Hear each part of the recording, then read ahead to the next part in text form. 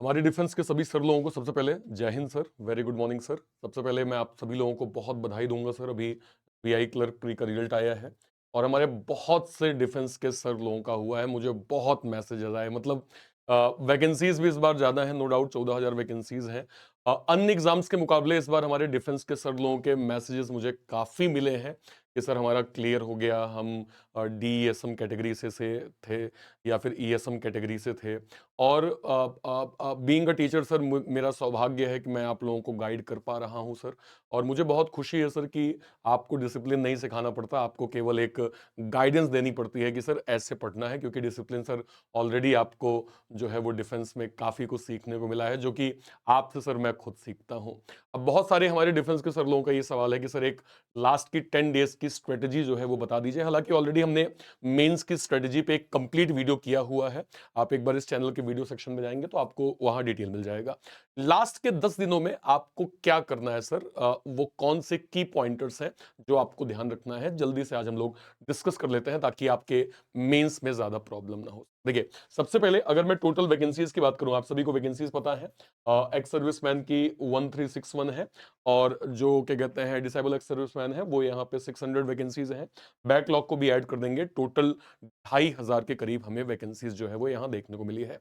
मैंने आपको मेंस की स्ट्रेटजी में आपसे टारगेट शेयर किया था कि आप एटलीस्ट कितना जो है वो टारगेट लेके चलें सर। तो वो आपको याद होगा, उसको मैं फिर से एक बार रिपीट कर देता हूं सर। 60 का टारगेट आपको लेके चलना है, मतलब 60 एकदम आपका रास्ता क्लियर कर देगा। मतलब यहां से आप ऐसा मानिए कि हो ही जाएगा, ऐसा कुछ आप मान लीजिए, क्योंकि 60 एक बहुत सेफ नंबर है। और यहाँ पे सर एक्स सर्विसमैन तक के भी कट ऑफ यहाँ तक जा सकते हैं, और डिसेबल एक्स सर्विसमैन के कट ऑफ भी यहाँ पे सॉरी यहाँ तक जा सकते हैं। तो आपके लिए ये एक जोन जो है वो बहुत क्लियर होना चाहिए। अब सवाल ये है कि भाई 60 नंबर मुझे लाने हैं और मेरे सामने चार जो है वो सब्जेक्ट है, मैथ, रीजनिंग, इंग्लिश और जीए। मैं कैसे करूंगा? देखिए, अगर मैं 2024 वाला पेपर देखूं तो ये पेपर के दो अलग अलग जो है वो पैटर्न आए थे अलग अलग शिफ्ट में, जिसमें दोनों का अगर मैं लेवल देखूं तो मेरे पास मॉडरेट टू शिफ्ट, क्योंकि मेंस है, हम इजी की यहाँ पे उम्मीद नहीं करेंगे। जिसमें इंग्लिश लैंग्वेज हमें शिफ्ट 1 में भी शिफ्ट 2 में भी थोड़ा सा मॉडरेट पैटर्न पे दिख रहा है। अब आपकी अप्रोच ये है सर, चार सब्जेक्ट हैं, टोटल 60 नंबर लाने हैं। तो एक अप्रोच तो ये है कि आपको ये क्लियर हो कि 15 15 15 15 नंबर, मैं 60 नंबर यहाँ पे कर लूं। बट इसमें भी थोड़ा सा मैं एडिशन कर देता हूं। जैसे जीए का एक पैटर्न सर, जीए में दो ही चीजें होती हैं, या तो आपको हिट कर जाए, क्लिक कर जाए, तो आप इमीडिएट उसका आंसर निकाल लेंगे। और अगर हिट नहीं कर पाएगा तो शायद आप सोचते ही बैठे रह जाएंगे, बट हो सकता है आपसे सही आंसर आपको ना पता हो। तो उसके लिए सबसे ज्यादा क्लैरिटी ये है सर कि अगर आप मैथ, रीजनिंग और इंग्लिश, अगर इनको आप एटलीस्ट 16 टू 18 नंबर एलोकेट करेंगे तो आपके लिए ओवरऑल चांसेस अच्छे खासे बन जाएंगे।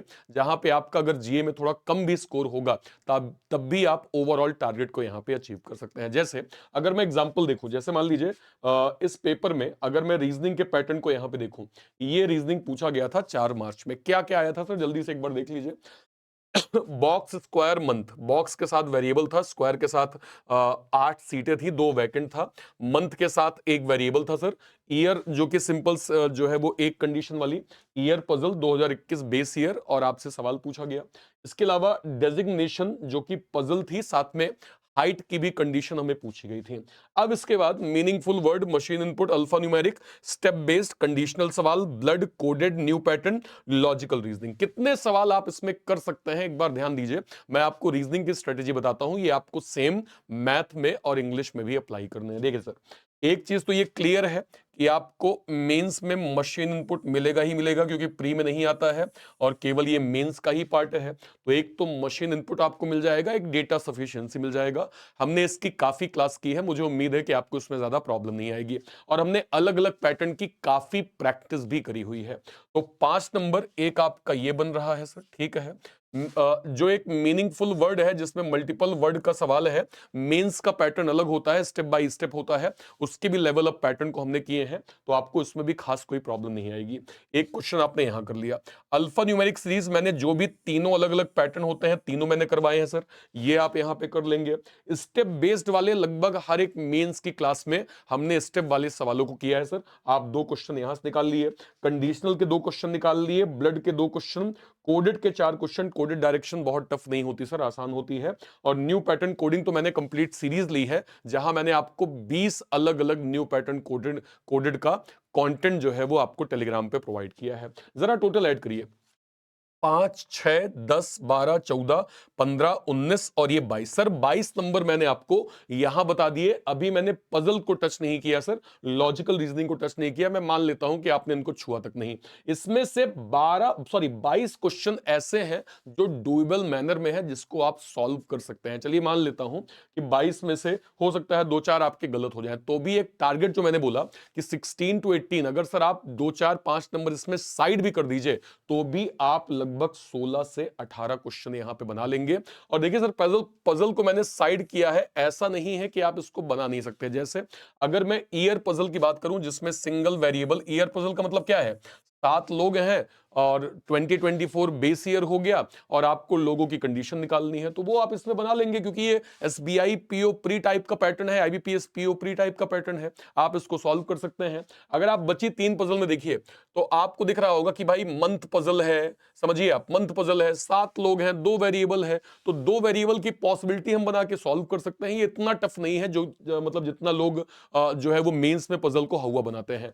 ये आराम से आप बना सकते हैं, अगर आपको इसका स्टेप और तरीका पता हो कि इसके मतलब इसकी अप्रोच क्या होगी। ऐसी डेजिग्नेशन पजल, आपने डेजिग्नेशन बना लिया, मान लीजिए यहाँ पे जो है वो 7 लोग होंगे, 6 लोग होंगे, आपने डेजिग्नेशन बना दिया, साथ में एक और वेरिएबल है, आप दोनों की पॉसिबिलिटी बना के सवाल सॉल्व कर सकते हैं। बट मैं फिर भी वर्स्ट कंडीशन लेके चलता हूं कि आपसे ये पजल नहीं बनी, आपने 22 में से 3, 4, 5 नंबर मान लीजिए और आपसे गलत हो गए, तो भी आपके डिजायरेबल उतने नंबर आ रहे हैं जो हमने यहां पे डिस्कस किया हुआ है। ठीक है, सेम अप्रोच आप अगर मैथ्स में यहां पे देखिए, तो आपको ये पता होना चाहिए कि सर आपका वो कौन सा ज्यादा एक इंपॉर्टेंट पार्ट है। देखिए मेंस में मैं एक चीज कहूंगा सर, टीआई की आपको प्रैक्टिस ज्यादा से ज्यादा करनी है। टीआई का कंटेंट आपको कम लगे, आप टेलीग्राम पे मुझे पिंग करिए सर, मैं कोशिश करूंगा कि आपको डीआई का कंटेंट दे पाऊं। मैंने बच्चों को दिया भी है। टीआई मेंस में ज्यादा पूछा जाता है, आप यहां पे देख भी सकते हैं कि लाइक पाई चार्ट का जो है वो वेरिएबल बेस्ड है, बार ग्राफ डीआई है, लाइन ग्राफ का डीआई है, कैसलेट डीआई यहां पे दिया हुआ है। 4-5 पैटर्न कितने हैं, 3 क्वेश्चन, 5 क्वेश्चन, 3 क्वेश्चन, 7 क्वेश्चन, तो 7 3 10, 15 3 18, 20, तो आपका यही हो गया। अर्थमेटिक के आप देख सकते हैं 16 से 18 क्वेश्चन आपको अर्थमेटिक मिले हैं। इसके अलावा missing number series, wrong number series plus missing approximation, quadratic और क्वांटिटी, आप पहले इनको टारगेट कर लीजिए, क्योंकि ये आपने प्रीलिम्स में भी काफी अच्छी प्रैक्टिस करी होगी। भाई प्रीलिम्स में आपको जो है वो स्पीड बूस्टर काम करना है, वो अलग बात है कि हर एक शिफ्ट में हमें सिंप्लीफिकेशन के अलावा नंबर सीरीज और मिसिंग नंबर सीरीज देखने को बहुत कम मिला है। बट अगर आपने प्रैक्टिस करी है, तो इसके लेवल अप कंटेंट बस आपके मेंस में आएंगे, जो आपको हेल्प करेंगे। डीआई की आपके अलग अलग पैटर्न की अच्छी प्रैक्टिस हुई होगी, तो ये आपको काफी हेल्प करेगा सर आपके मेंस के नंबर गेन करने में। यहां भी आपको डिजायरेबल नंबर जो है वो गेन, टॉप टॉप करने के चक्कर में बिल्कुल मत जाइएगा, सारे क्वेश्चन सॉल्व करना है, ये अप्रोच बिल्कुल मत रखिए सर। मतलब क्या कहते हैं, रखना है हमें बस उतना ही करना है सर जितना हमारे लिए सफिशिएंट है, बस आराम से। आप देखिए ना, अभी जो क्या कहते हैं कट ऑफ गया है, कई ऐसे स्टेट्स है सर जहां पे 0 भी कट ऑफ गया है। ठीक है, अब ये मैं ऐसा मेंस में नहीं कहूंगा, लेकिन आप समझिए कि अगर आपको 60 टारगेट दिया गया है, सिस्टमैटिक प्लान अगर आप बनाएंगे, तो 60 सर बिल्कुल नामुमकिन नहीं है। और हमारे बहुत सारे, मैं तो सर मतलब पर्सनली आपको बताऊं सर, मेरे टच में बहुत सारे ऐसे डिफेंस के हमारे सर लोग हैं जो इतना डेडिकेटेड है सर, कि मैं मतलब शब्दों में नहीं बयां कर सकता सर। आपको पता है सर कि अभी अगर आपकी सेकंड इनिंग कंप्लीट है, तो ठीक है, आपके पास टाइम है। कई ऐसे हमारे सर लोग हैं जो अभी सर रिटायरमेंट अभी अभी जो है उनका होगा, लेकिन वो अभी से सर लेट सपोज 10 घंटे 12 घंटे जॉब कर रहे हैं सर, उसके बाद घर आके वो 3-4 घंटे समय देते हैं सर। समझिए आप इस चीज को, मतलब मैं ड्यू रिस्पेक्ट सर, आप इस चीज को समझिए। फैमिली सर उनकी भी है, वो भी जो है उनको भी मालूम है कि एक टाइम के बाद रिटायरमेंट होगा, तो मुझे सेकंड इनिंग पे जाना है। और मुझे तो वो इस चीज पे क्लियर है सर कि मुझे ना बस बस मैं रिटायरमेंट कंप्लीट होना सर, और पहला एग्जाम मेरा हो, मैं क्लियर हो जाऊं, उनको बिल्कुल एकदम क्लियर है सर। लास्ट ईयर वो क्या कहते हैं, राजस्थान के हमारे सर थे, उनका मैंने लाइव इंटरव्यू भी किया था, अभी उनको उनका नाम मुझे याद नहीं आ रहा है, मनोहर सर थे, क्या नाम था उनका। वो सर बहुत क्लियर थे, मतलब उनका उनकी आप बातें सुनिएगा इंटरव्यू में, बहुत सॉर्टेड क्लियर थे सर कि भाई सर मैं लगातार, मेरी सेकंड इनिंग का मुझे पता चल गया कि हाँ ये अभी टाइम है, इसके बाद रिटायरमेंट हो जाएगा। मैं लगातार से सर स्टडी में ड्यूटी, उन्होंने ये तक बताया कि सर मैं अगर दोपहर में ड्यूटी कर रहा हूं और मॉर्निंग की आपकी क्लास मिस होती थी, तो मैं यूट्यूब पे उसका रिकॉर्डेड वर्जन देखता था। तो ये डेडिकेशन है सर। तो आप इस चीज को समझिए कि इस जो एक क्या कहते हैं ईएसएम जोन है, इसमें भी कंपटीशन है सर, अच्छा खासा कंपटीशन है। अब ये मुझे बताने की आवश्यकता नहीं कि भाई प्रोटेक्शन हमें सेम मिल रहा है ना, तो वो एक बेनिफिट है, और एक हाईली रिस्पेक्टेबल जॉब है ना सर, इसलिए हमें थोड़ा एक्स्ट्रा एफर्ट करना पड़ेगा। इस चीज को समझिए सर, ड्यू रिस्पेक्ट मेरी। और मैं यही कहूंगा सर कि थोड़ा सा हमें जो है वो कंफर्ट के एक स्टेप और आगे बढ़ना होगा, ताकि हमारे लिए रिजल्ट जो है वो हमारे फेवर में हो सर। ठीक है, और आगे बात कर लेते हैं।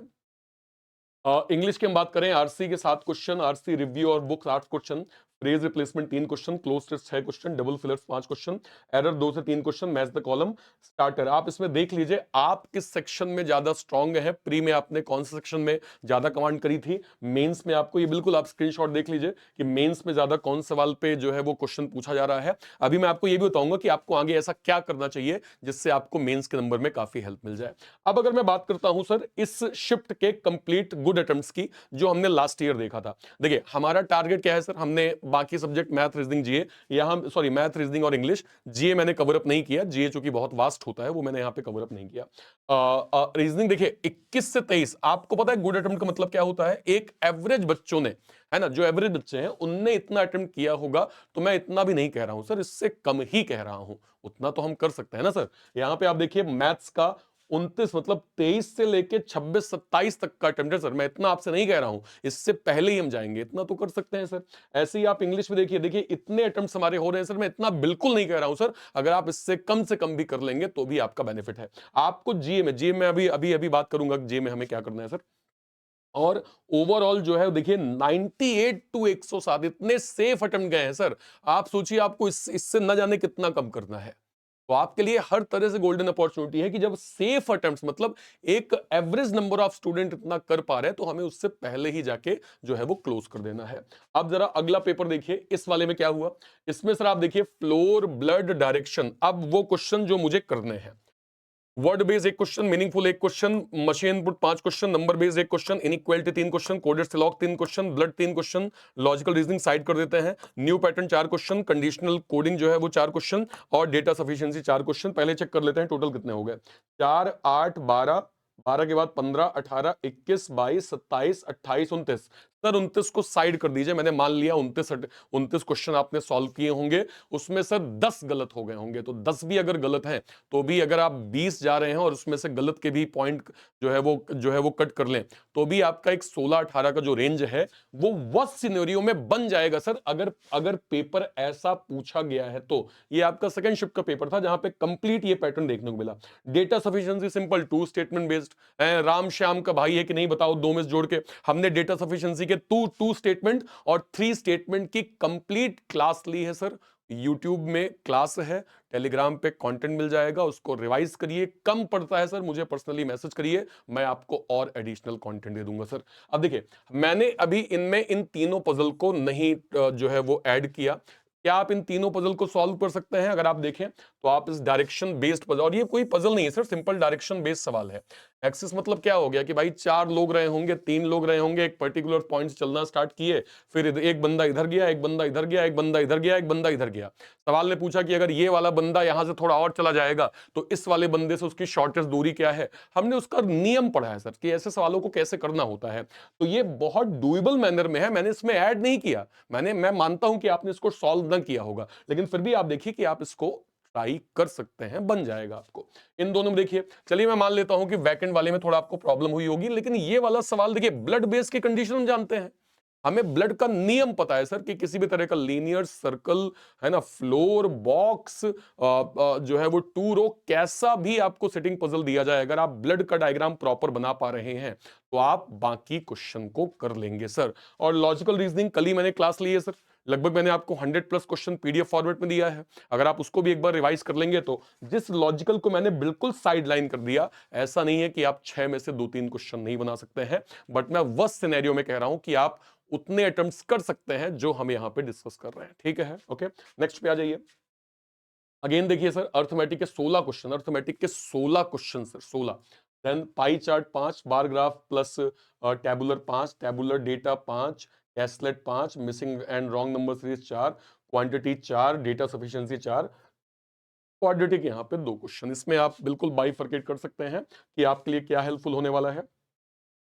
RC, economy based agro industry, sentence arrangement, cloze test, word swap, error जो है उसके बाद word uses, word rearrangement, theme detection, इस तरह का आपका सवाल जो है वो बनेगा। आप देख लीजिए आपने जो है वो प्रीलिम्स में किसमें कमांड किया हुआ है और मेंस में आपको कैसे ये हेल्पफुल होगा।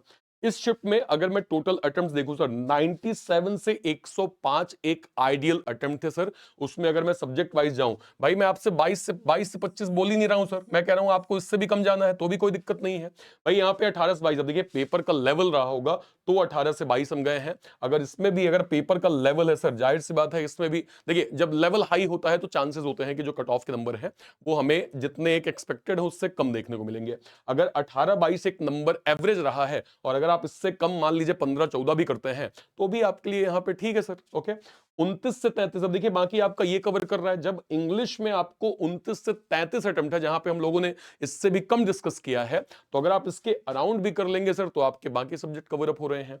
और जीएस, अब देखिए जीए की मैं बात कर लेता हूं सर। जब हम जीए की बात करते हैं तो बेसिकली आपको 6 महीने की, अभी आपके पास 10 दिन है, क्या करेंगे आप या क्या कर रहे होंगे।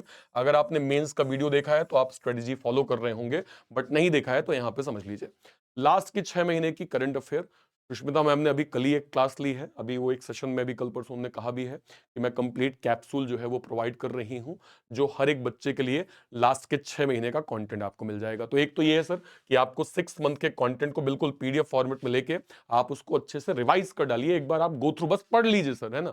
हमें बस हमारी नजरों के सामने एक बार ये वर्ड हो कि हाँ भाई नीति आयोग में ऐसा कुछ हुआ है, अभी अभी अभी मॉनेटरी पॉलिसी ऐसी चेंज हुई है, अभी अभी उस राज्य में ये वाली योजना आई है। अगर आप इतना इतना पढ़ भी लेंगे ना सर तो भी आपके दिमाग में ये क्लिक करने के लिए सफिशिएंट होगा।